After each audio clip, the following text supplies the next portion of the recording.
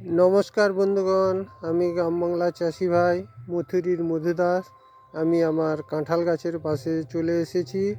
দেখুন, একটা কাঁঠাল গাছে একটা থোকাতে এই দেখুন পরপর তিনটি কীরকম বড় বড় কাঁঠাল শনি ধরেছে। এইগুলো কাঁঠাল হবে।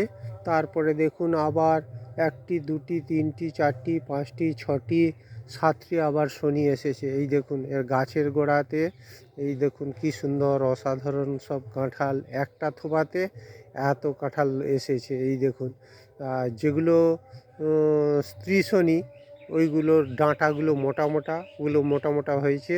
আর যেগুলো পুরুষ শনি ওগুলোর ডাঁটা সরু সরু, আর ওগুলো একটু সাদা রঙের দেখতে। এই দেখুন কাঁঠাল শনি দু রকমের হয়, একটা স্ত্রী শনি আর একটা পুরুষ শনি।